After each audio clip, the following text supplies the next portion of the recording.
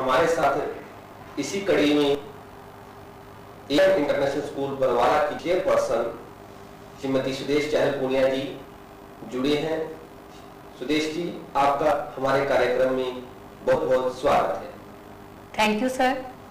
सबसे पहले तो द न्यूज़ नेटवर्क के सभी दर्शकों को सुदेश चहल पूनिया की ओर से शुभ संध्या, और उसके बाद मैं आपके चैनल की पूरी टीम को धन्यवाद देना चाहूँगी।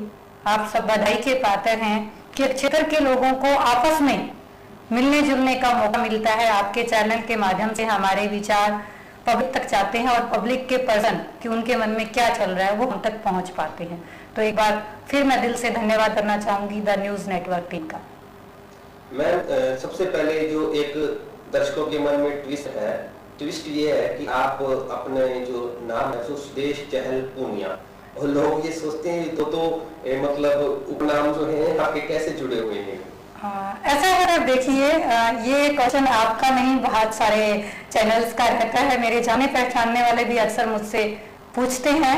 और चहल मेरा पैतृक सरनेम है और पुनिया जो है वो मेरे हस्बैंड का गोत्र है।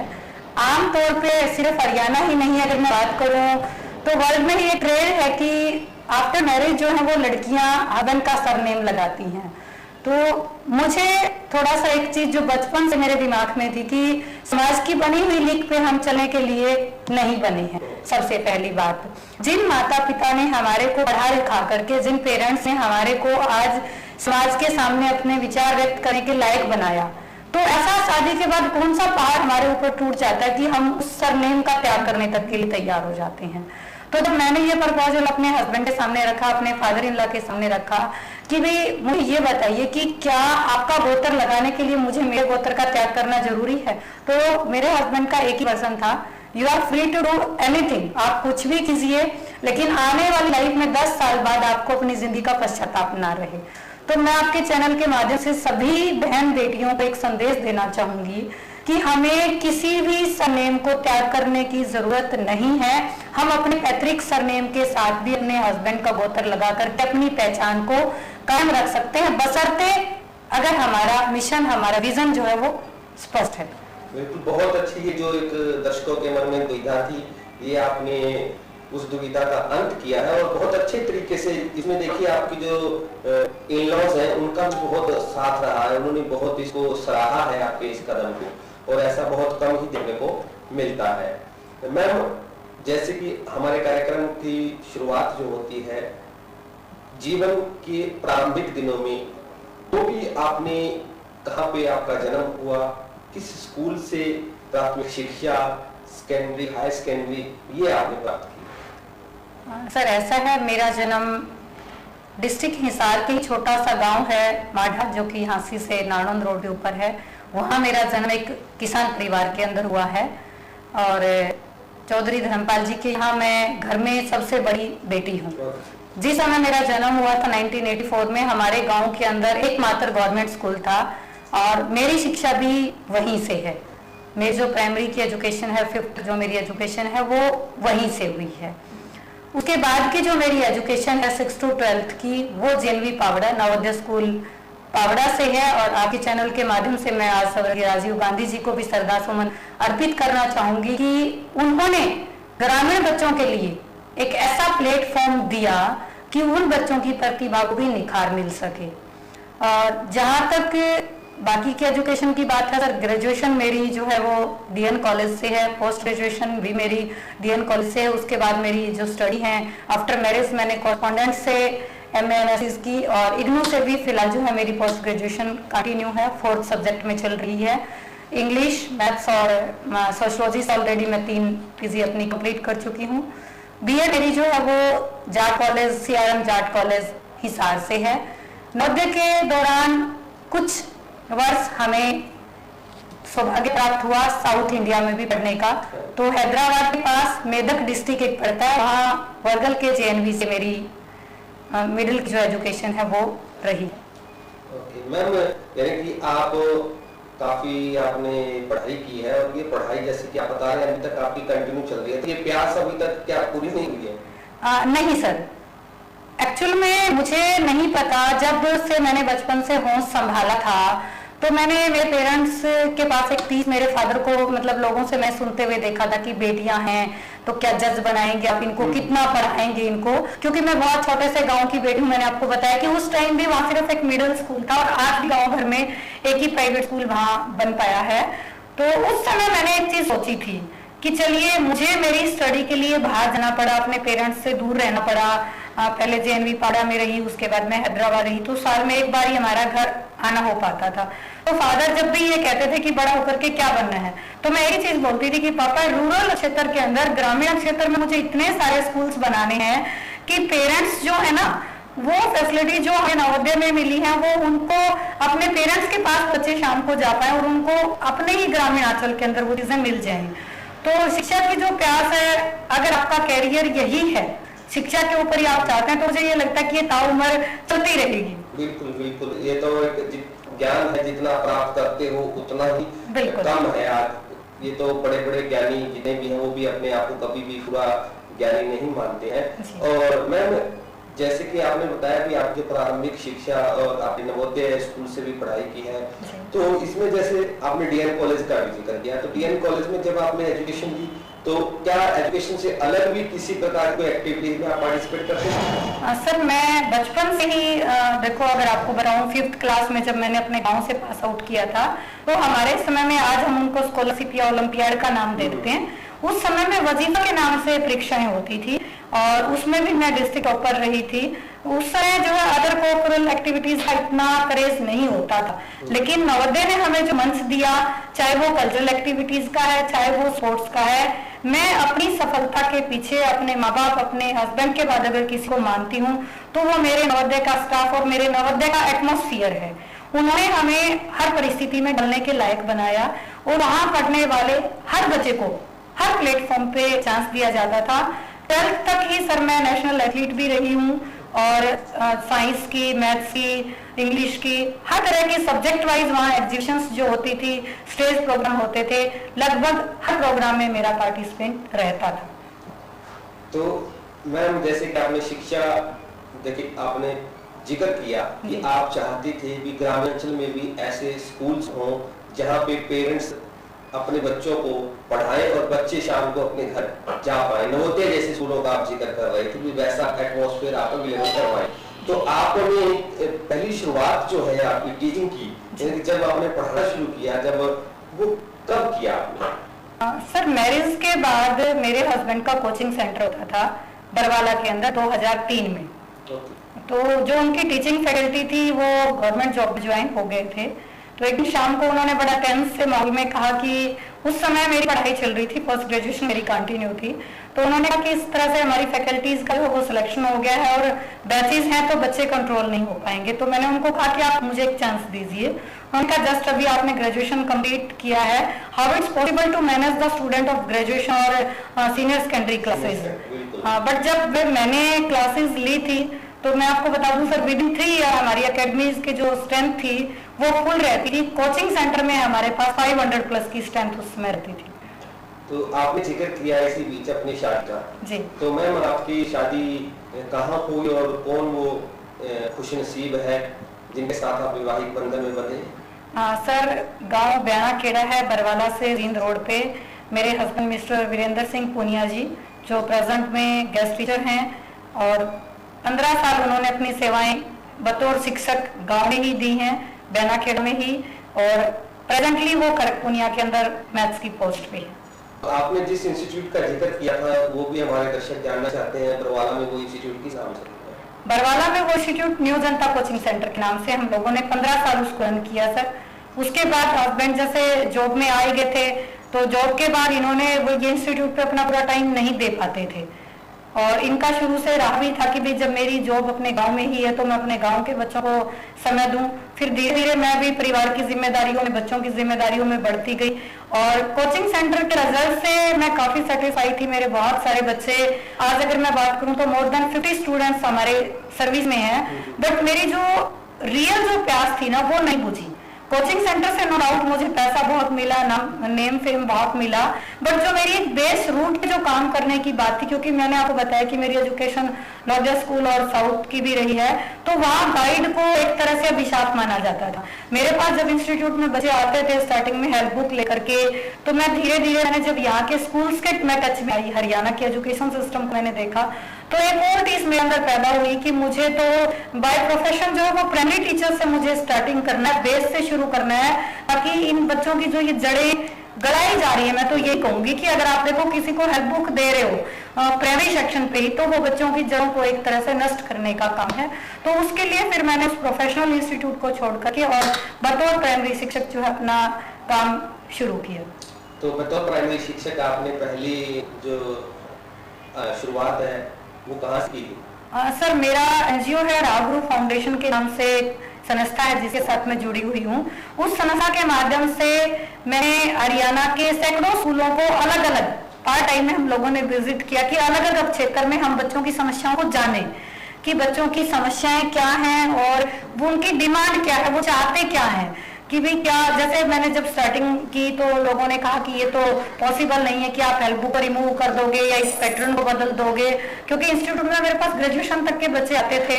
तो जब वो हेल्प बुक लेकर के आते थे तो मैं उनको बोलती थी बेटा मेरे पास इंग्लिश पढ़ने आए हैं, इंग्लिश में क्या होता है, ट्रांसलेशन होता है, that is given in your book, तो आप मेरे पास क्यों आए हैं।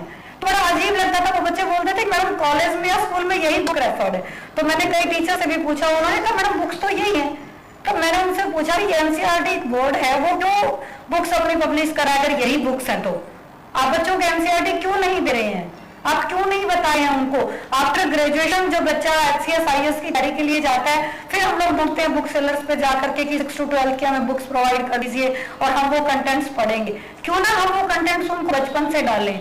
और उस एनजीओ के माध्यम से हमने राघुरु फाउंडेशन के माध्यम से प्रेजेंटली अगर मैं बात करूं तो लगभग हरियाणा में हमने 1300 स्कूल में सर 1300-1350 स्कूलों के अंदर एनसीईआरटी की बुक्स को प्रेफरेंस दिलवाया है और काफी हद तक मैं अपने लक्ष्य में जो है इस चीज को लेकर के संतुष्ट हूँ। तो राहा ग्रुप की आपने बात की, राहा फाउंडेशन जो एनजीओ है, तो इसकी शुरुआत से ही आप जुड़े हुए हैं या किस तरीके से ये आप उसके फाउंडर मेंबर हैं, क्या है मैडम? सर राघुरु फाउंडेशन जो है वो उसके जो चेयरमैन है नरेश सेलपाड़ जी हैं और ये एक बड़ा अच्छा जो है सामाजिक समूह है जिसमें गांव के पीड़ित वर्ग को उबारने के लिए हर तरह के काम, पौधा लगाना, ब्लड डोनेशन, मेडिकल कैंप, सैकड़ों तरह के ये काम करते हैं। और एक बार एक ग्रामीण कार्यक्रम के अंदर ही मेरी मुलाकात हुई तो मैंने इनको अपना प्रपोजल रखा कि भाई आपके पास इतनी सारी चीजें हैं तो क्यों ना हम अगर इन सारी चीजों को मिटाने की बजाय अगर इनकी जड़ को खत्म कर दें। तो भाई साहब ने कहा कि क्या है, तो मेरा सुझाव था कि इनकी जड़ है शिक्षा। अगर हम बच्चों का एजुकेशन पैटर्न बदलने में सक्सेस हो जाते हैं तो हमें किसी के रोजगार के लिए या किसी भी तरह की बीमारी या कुरीति से जूझना नहीं पड़ेगा। 2011 से हमारे इस प्रपोजल की स्टार्टिंग हुई और 2011 से लेकर के अभी तक हर वर्ष हम लोग not only Haryana 7-8 other states के अंदर भी स्टेट वाइज, जैसे हरियाणा के अंदर हमारी परीक्षा का नाम रहता है Haryana biggest talent search exam, एक इस तरह की परीक्षा जो है वो स्टार्ट करते हैं। पहले हमने ये परीक्षा 2 स्तर पे ली थी, 9th 10th के लिए एक लेवल और 11th 12th के लिए एक लेवल। उसके बाद 2 साल जब हमें अच्छा बच्चों से फीडबैक मिला तो हमने इसको 6 to 8 का भी एक प्रपोजल इसके अंदर जुड़ा और 2 साल पहले मैंने जैसे आपको बताया कि धीरे धीरे 3rd to 5th के बच्चों को भी इसके अंदर इन्वॉल्व किया कि 3rd क्लास से ही हम बच्चों को वो चीजें कि भाई हमारा धर्म, हमारी संस्कृति, हमारी शिक्षा, हमारा बेस, जो एचसीएस बनने के लिए, आईएएस बनने के लिए बच्चे ग्रेजुएशन के बाद जिन कॉन्सेप्ट्स पे जाते हैं, जो बुक्स का बंडल इकट्ठा करते हैं, वो चीजें कंप्यूटर, जीके, करंट अवेयरनेस, हमारा रहन सहन, हमारा खान पान, हमारी ज्वेलरी, हमारा लाइफस्टाइल, वो सारी चीजें बेसिक हम 3rd क्लास से ही बच्चों को शुरू करवाते हैं और अप टू 12th हम उनको इतना ट्रेंड बना देते हैं, इतना कॉन्फिडेंट बना देते हैं कि 3rd क्लास का बच्चा देखिए जब ओएमआर सीट फिल कर रहा है तो डेफिनेटली जब वो एग्जाम में बैठेगा तो वो इतना कॉन्फिडेंट होगा कि आधी जंग तो वो जीती जाएगा। बिल्कुल। दर्शकों, सुदेश जी हमारे साथ जुड़े रहेंगे। हम एक छोटा सा ब्रेक लेते हैं और मिलते हैं ब्रेक के बाद।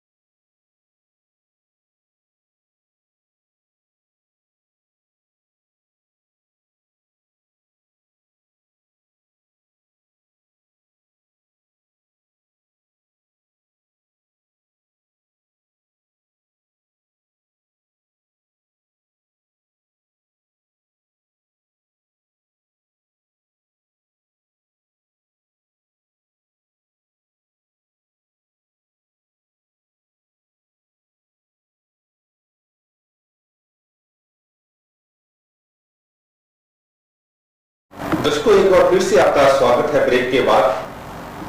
आप अगर इस लाइव को देख रहे हैं फेसबुक पेज पर तो कृपया इसको ज्यादा से ज्यादा शेयर कीजिए, क्योंकि हमारा ये प्रयास ज्यादा से ज्यादा लोगों तक पहुंचे, चर्चित हस्तियों को ज्यादा से ज्यादा लोगों को जानने के बारे में मिले, उनके जीवन के बारे में, क्या उन्होंने किस लेवल से उन्होंने शुरू किया था और किस लेवल पे आज वो है, ये सब आप ज्यादा से ज्यादा शेयर करेंगे तभी वो जान पाएंगे। हमारे फेसबुक पेज को लाइक कीजिए, अगर यूट्यूब पर देख रहे हैं तो यूट्यूब को सब्सक्राइब कीजिए। तो मैम, हम राह ग्रुप से आपने शुरुआत की प्राइमरी एजुकेशन एक टीचर के रूप में जी। आपने, लेकिन उसके बाद देखिए राह ग्रुप के खुद के कुछ भी मेरे ख्याल स्कूल या इंस्टीट्यूट नहीं है, वो केवल एक सपोर्ट करता है, सपोर्टिंग सिस्टम है जो स्कूलों को प्रोवाइड करवाता है। बिल्कुल बिल्कुल। तो आपने एक रेगुलर टीचर के तौर पर यानी कि किसी संस्थान को ज्वाइन किया या खुद ही आपने अपने संस्थान को शुरू किया? नहीं सर, बतौर शिक्षिका मैंने सबसे पहले बरवाला के अंदर एक स्कूल को ज्वाइन किया था और उसके बाद उमरा मैंने एक स्कूल को एज ए प्रिंसिपल ज्वाइन किया और उसके बाद मैं ट्रस्ट के एक स्कूल से दनोगा में भी 2 साल तक जुड़ी रही हूँ। लेकिन वहाँ पर भी जो एक बड़ी समस्या मेरे सामने आई वो ये थी कि मैनेजमेंट और आपके सिद्धांत कहाँ तक मैच करते हैं, क्योंकि मेरा जो अगर मैं ड्रीम कहूँ या जुनून कहूँ उस चीज को, वो ये था कि मुझे बेस रूट पे काम करना है और बेस रूट पे काम करने के लिए हो सकता है कि हमें रिजल्ट आने में समय लग जाए, बट वो रिजल्ट डेफिनेटली आता है और वो कंटिन्यू रहता है। तो दैट्स व्हाई लास्ट ईयर फिर मैंने ये डिसाइड किया कि नहीं, अगर मुझे वास्तव में कुछ करना है तो मुझे अपना ही स्टैंड जो है वो लेना पड़ेगा। और अब बच्चे भी स्कूल जाने लायक हो गए हैं, पारिवारिक जिम्मेदारियां जो हैं वो चल रही हैं, साथ के साथ हम उनको मैनेज कर सकते हैं। और मेरे जो ड्रीम की प्यास थी या मेरे जो लक्ष्य का जो जुनून था वो अभी मेरे अंदर बाकी था।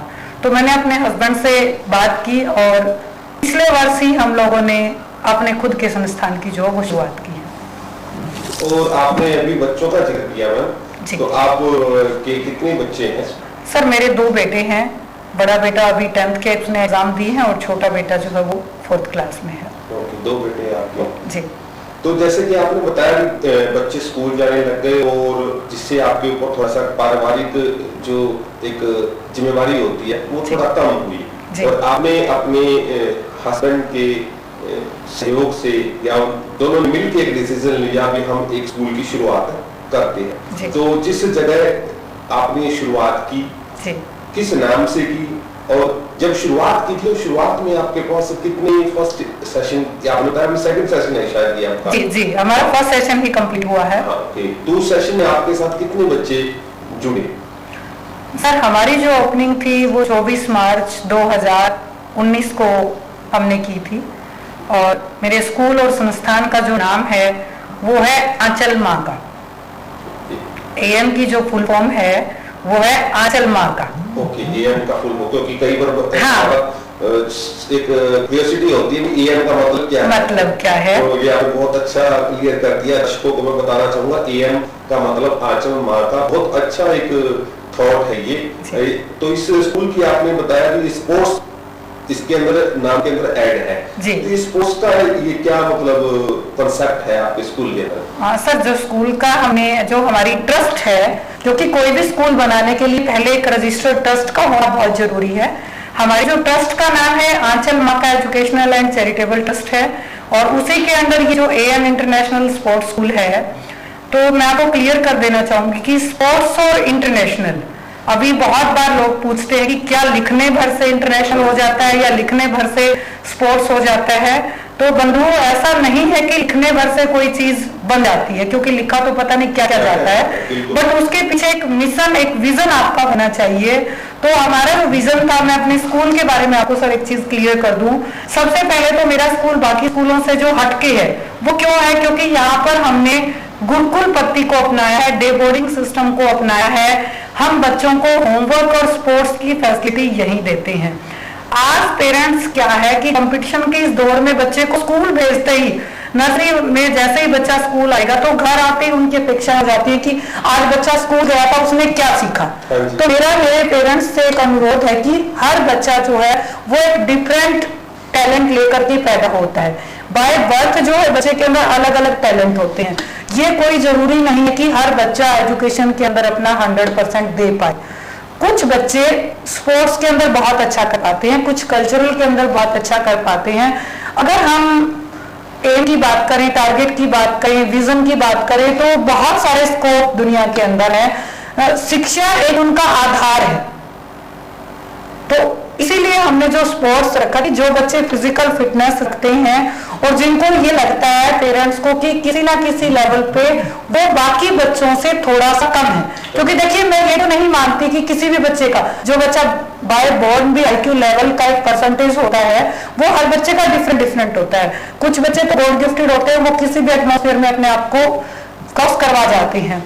तो वो बच्चे जो पेरेंट्स भी सरेंडर कर चुके होते हैं, बच्चे भी मान चुके होते हैं कि भाई एजुकेशन में हम नहीं कर पाते, तो उनके लिए सेकंड ऑप्शन हमारे पास है कि कोई बात नहीं, आप एजुकेशन को फोबिया मत बनाइए, आप स्पोर्ट्स को पैरेलली अपने करियर के रूप में लेकर के चलिए। बेसिक नॉलेज के लिए आप एजुकेशन अचीव कीजिए, उसमें एक अपना टारगेट रखिए और स्पोर्ट्स में आप जो है ओलंपिक तक का टारगेट रखिए और उसको लेकर के आगे बढ़िए। दूसरी बात आती है इंटरनेशनल की।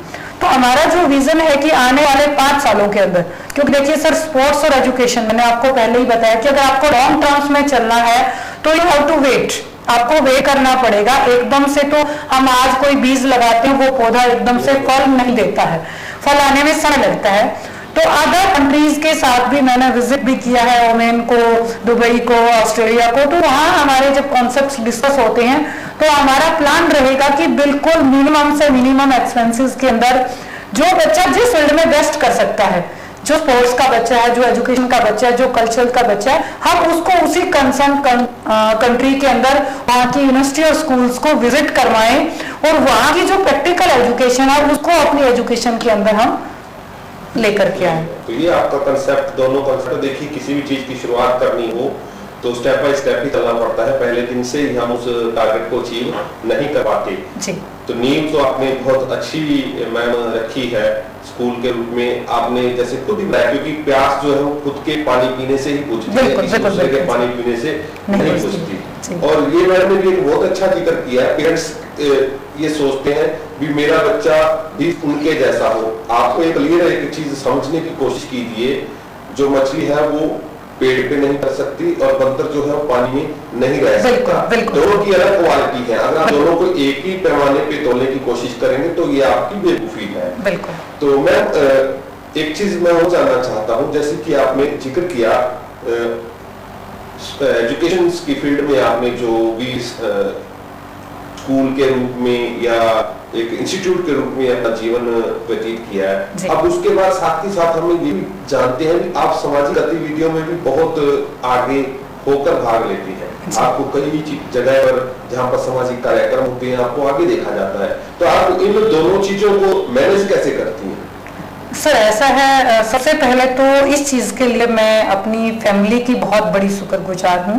आमतौर पे हमारे समाज के अंदर बहन बेटियों को इतनी आजादी नहीं दी जाती है, लेकिन जैसे मैंने आपको बताया कि बचपन से वो प्यास थी, वो टीस थी कि जो चीजें चाहे वो एजुकेशन लेवल का है, चाहे वो जॉब लेवल का है, या एक सामाजिक सेटिस्फेक्शन जो सोशल सेटिस्फेक्शन है, उसी लिए मैं ये मानती हूँ कि रियल जो एजुकेशन है वो डिग्री या डिप्लोमा इन कागजों के ऊपर निर्भर नहीं है।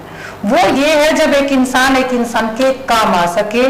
मानवता सबसे बड़ी डिग्री है और मेरे लिए बड़ी सेटिस्फेक्शन ये रही है कि चाहे वो ब्लड डोनेशन की बात हो, चाहे वो प्लांटेशन की बात हो, चाहे वो कोई भी डे सेलिब्रेट करने की बात हो, शुरू से ही कुछ यूनिक करने का जज्बा नवोदय ने बचपन से डाल दिया था। तो रहता है कि हर माध्यम से देखिए, अब वो कहते हैं ना, एक हरियाणवी में बड़ी अच्छी कहावत है कि परिवार जो है वो खीर खाता है और देवी देवता खुश हो जाते हैं। तो मुझे संतुष्टि मिलती है और समाज के लोगों का भला हो जाता है, तो मेरे हिसाब से इस चीज में कोई बुराई भी नहीं है। दर्शकों, सुदेश जी हमारे साथ जुड़े हुए हैं। मैं आपसे रिक्वेस्ट करता हूँ ज्यादा से ज्यादा इसको शेयर कीजिए। एक छोटे से ब्रेक के बाद हम आपसे दोबारा जुड़ेंगे और जो हाल फिलहाल का जो एजुकेशन सिस्टम चल रहा है उसके बारे में सुदेश जी से बात करेंगे। ब्रेक के बाद मिलते हैं।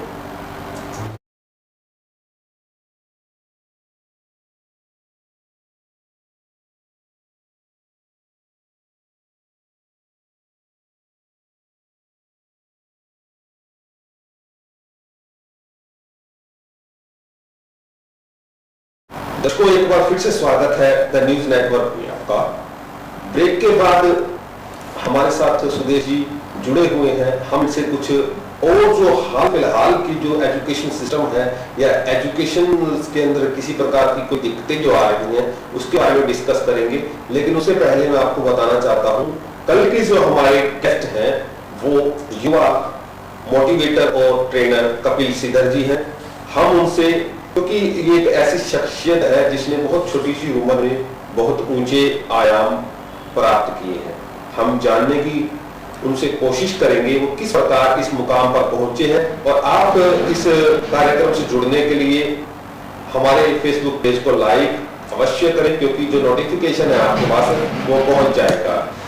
तो मैं अब अगर हम बात करते हैं, देखिए आज की स्थिति के अंदर जो सबसे बड़ी एक ये जो कोरोना की प्रॉब्लम चल रही है, कोरोना महामारी का जो प्रकोप है, इसके अंदर जो एक एजुकेशन सिस्टम जो है वो काफी डगमगा गया है। बिल्कुल बिल्कुल, क्योंकि इसमें स्कूल्स लग नहीं रहे हैं, एजुकेशन बच्चों को कंटिन्यू रखनी, क्योंकि जैसे कहते हैं किसी प्रकार से अगर कोई बीच में गैप आ जाता है तो उस गैप को फिलअप करने के लिए दोबारा से मेहनत दुनी करनी पड़ती है। तो आप इस गैप को कैसे पूरा कर रहे हैं, अपने स्टूडेंट्स को किस प्रकार से आप एजुकेशन में अप टू डेट रख रहे हैं? सर, आपके चैनल के माध्यम से मैं पेरेंट्स को भी और हमारे प्रशासनिक अधिकारियों को भी एक संदेश जरूर देना चाहूँगी। वैसे तो हम लोग ने 1 अप्रैल से ही ऑनलाइन क्लासेस स्टार्ट कर दी थी और शायद प्राइवेट सेक्टर के स्कूल्स ने बहुत पहले ये स्कूल जो है 1 अप्रैल से लगभग हम लोगों ने शुरू कर दिया था।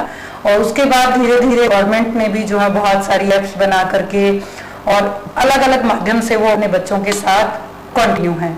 लेकिन आपके चैनल के माध्यम से अभिभावकों से और प्रशासनिक अधिकारियों से मेरा विशेष अनुरोध है कि इस चीज को ज्यादा लंबा ना खींचा जाए, क्योंकि अति हर चीज की बुरी होती है। सर देखिए, अभी कोई निश्चित समय हमारे पास नहीं है कि हम इस बीमारी से कितना जूझ पाएंगे। तो हमें पुराने ढंग की जो हमारी एजुकेशन सिस्टम है, अगर किसी मेरे शिक्षक बंधु को ये चीज मेरी बुरी लगे तो मैं क्षमा प्रार्थी हूँ पहले ही।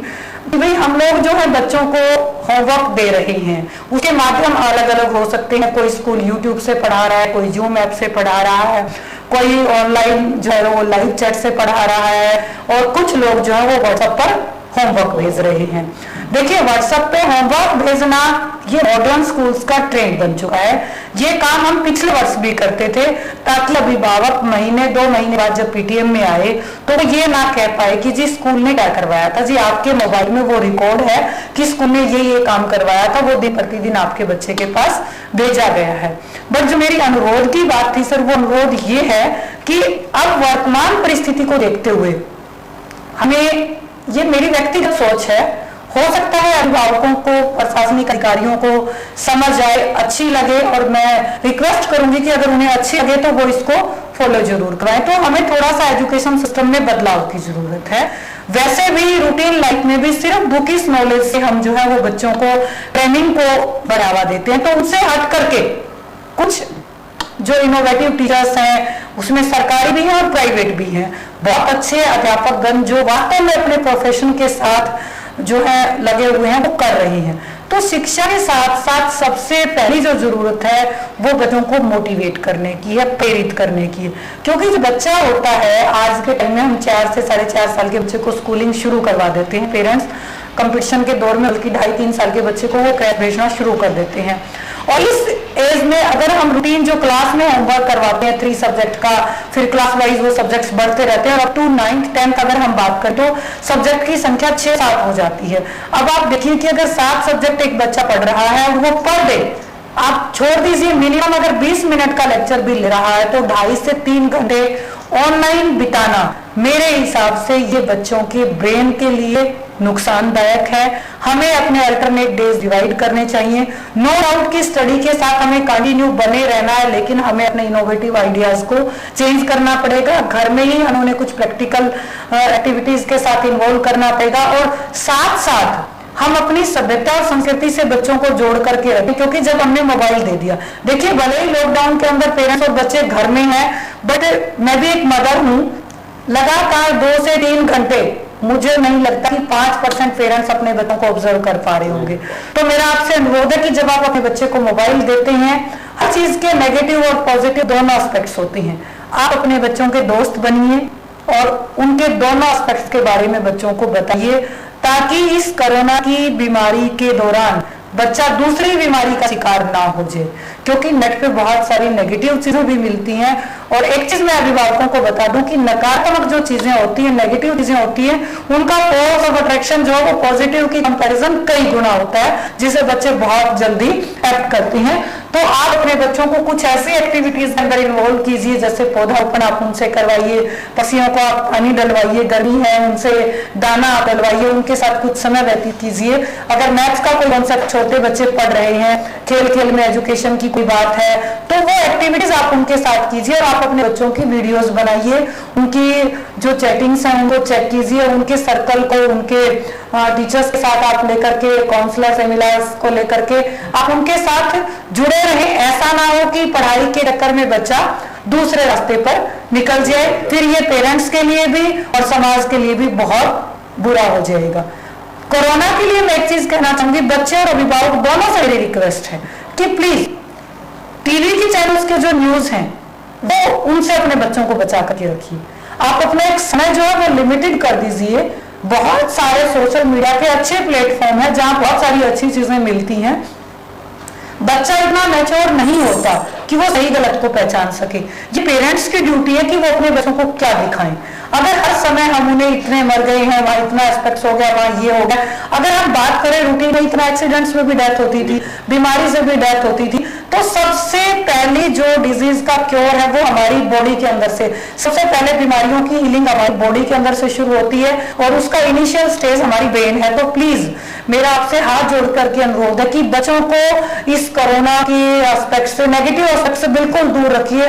प्रशासनिक अधिकारियों से भी मेरा अनुरोध है कि जितना हो सके न्यूज चैनल्स पे थोड़ा सा वो जो है कंट्रोल करें। आजकल जो जातिगत, धार्मिक और ये कोरोना की 3 नेगेटिविटी जब भी टीवी चैनल खोलते हैं तो यही दिखती है। प्लीज हमारे देश के कर्णधारों को बचाने के लिए इनके ऊपर एक नियंत्रण होना चाहिए कि कौन सा टीवी चैनल कितने देर के लिए क्या दिखा सकता है, और हर सोशल मीडिया या हर न्यूज़पेपर को, हर टीवी चैनल को पर डे एक पॉजिटिव एस्पेक्ट जो है वो लोगों को दिखाना चाहिए। और पेरेंट्स से अनुरोध है कि उसके साथ बच्चों को वो जोड़े। सुदेश जी ने बहुत अच्छा मैसेज दिया। एक ऐसा मैसेज मेरे ख्याल से कोई भी जो अग्रणी हस्ती है वो ना देने में संकोच करती है। भी न्यूज चैनल पे लगाम लगाई जाए, थोड़ा उनको नेगेटिव न्यूज से रोका जाए। बहुत अच्छा एक मैसेज और एक अपील की है सुदेश जी ने। मैं इसका समर्थन करता हूं, और खुद मैं कई बार कहता हूं अगर आपको नेगेटिविटी से बचना है तो आप टीवी को बंद करके टीवी को मत देखिए, क्योंकि टीवी आज के समय में केवल और केवल आपके दिमाग में कचरा ही भर रहा है और कुछ भी नहीं भर रहा। ये मेरी खुद की सोच है। सुदेश जी, अब अंत में हम हमारे दर्शक ये जानना चाहते हैं कि आप एक अग्रणी हस्ती हैं, तो आप इसके लिए कहीं सम्मानित भी हुई हैं, आपको सम्मान भी मिले?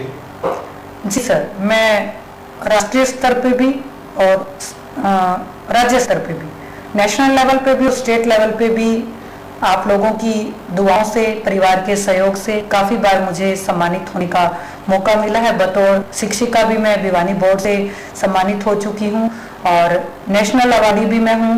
दिल्ली में 3 से 4 बार मुझे सम्मानित होने का जो है सौभाग्य प्राप्त हुआ। और सभी संस्थाओं को जिन्होंने भी हमें इस सम्मान के काबिल समझा, मैं आपके चैनल के माध्यम से उनका अभिनंदन करना चाहूँगी कि आपके सम्मान से काम करने वाले लोगों का मनोबल बढ़ता है, और दूसरे लोगों को भी एक मैसेज जाता है कि हम समाज में कुछ हट करके करेंगे तो जहां लैग पुलिंग वाले लोग हैं उनकी वजह पॉजिटिव अप्रोच के लोग ज्यादा मिलेंगे अगर हम ढूंढना चाहेंगे तो। दर्शकों, ये थे सुदेश जी, जिन्होंने अपने जीवन के अनछुए पहलुओं के बारे में हमसे बात की और अपना जो विवाद राय है कई टॉपिक्स पे इन्होंने रखी है। और मैं उम्मीद करता हूं कि आप इस इंटरव्यू के दौरान आपने काफी कुछ सीखा होगा।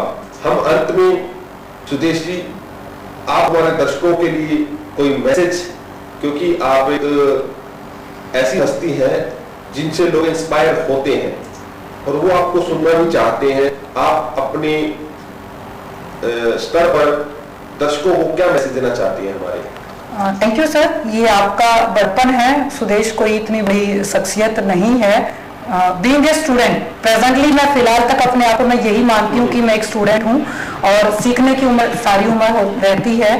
तो आपके चैनल के माध्यम से पहले तो मैं अपील करना चाहूंगी अभिभावकों से कि प्लीज शिक्षक वर्ग को लुटेरे कहना बंद कीजिए।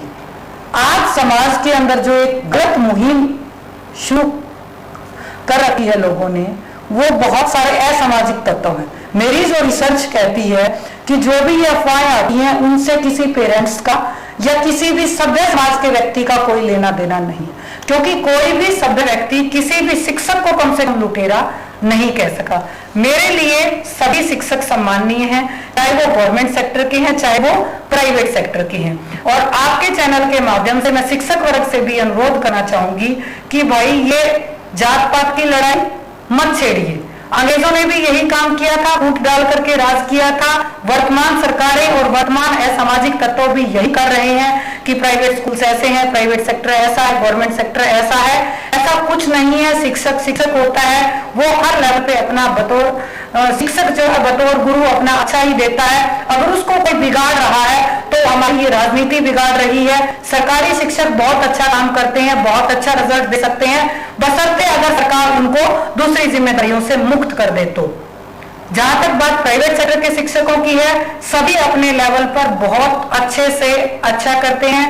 और आपके चैनल के माध्यम से सर मैं एक गुजारिश करना चाहूंगी, अगर वास्तव में किसी पेरेंट्स को जरूरत है शिक्षा के क्षेत्र में, तो अभी 10 मई 2020 को हमने अपनी शादी की सालगिरह पर एक और मुहिम जोड़ी है पुनिया दंपति ने कि मैं 100 बच्चों को गोद लेने जा रही हूँ। हमने एक प्रोस्पेक्टस तैयार किया है कि जो बच्चे वास्तव में पढ़ना चाहते हैं, जो अभिभावक बच्चों को पढ़ाना चाहते हैं, लेकिन आर्थिक तंगी के कारण अब कोरोना के दौर में डेली रूटीन में जो कमाने वाले लोग थे उनका सिस्टम बंद हो गया है, तो मेरे पेज से, आपके पेज के माध्यम से, किसी भी माध्यम से वो मुझसे जुड़े।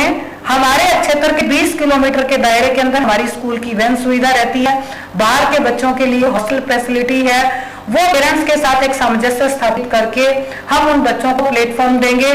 और मेरा ये 100% प्रॉमिस है कि जो 100 बच्चे गोद लिए जाएंगे, इससे पहले भी 18 बच्चों को मैंने गोद ले रखा है। हमारा गोद लेने की प्रोसेस जो रहती है, मैं सिर्फ उन बच्चों का एजुकेशन प्लेटफॉर्म देखती हूँ, उनकी शिक्षा में कहीं कोई कमी ना रहे, चाहे उनको किताबों की जरूरत है, चाहे उनको अच्छी कोचिंग की जरूरत है या अच्छी काउंसलिंग की जरूरत है। लेकिन आज हमारे पास अपना खुद का स्कूल है, तो मुझे ये एक टीस मेरे अंदर से लगी कि इस दौर में वो बिलो मिडिल क्लास फैमिली के पेरेंट्स जो डेली कमा करके हमें हमारी फीस पे करते थे, अगर वो असमर्थ हैं तो वो आकर के संपर्क करें, हमारा वो फॉर्म फिल करें और उस फॉर्म को गुप्त रखा जाएगा। स्कूल मैनेजमेंट के अलावा आपके स्वाभिमान को ठेस लगे कि जी फला का बच्चा जो वो फ्री पढ़ रहा है, ऐसा कुछ भी नहीं कहा जाएगा। ये सुदेश शहर पुनिया का आपके चैनल के माध्यम से प्रॉमिस है।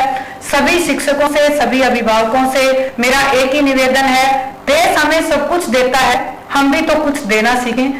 बंधुओं, सभी से हाथ जोड़ करके विनम्र मेरी प्रार्थना है कि प्लीज ये हिंदू मुस्लिम, ये कास्टिज्म और ये प्राइवेट गवर्नमेंट, ये अननेसेसरी लड़ाई जो वो पॉलिटिशियंस जो हमसे करवा रहे हैं, इनसे ऊपर उठ करके देश के बारे में सोचिए, देश के कर्णधारों के बारे में सोचिए। अगर एक इंसान को बदलने की ठान लेगा तो हमारा देश फिर से विश्वगुरु बन जाएगा। कोई भी भारत को इस लड़ाई में जीतने से नहीं रोक पाएगा। जय हिंद, वंदे मातरम। दर्शकों बहुत अच्छा मैसेज, और लास्ट में जो इन्होंने बताई बहुत अच्छी बात है।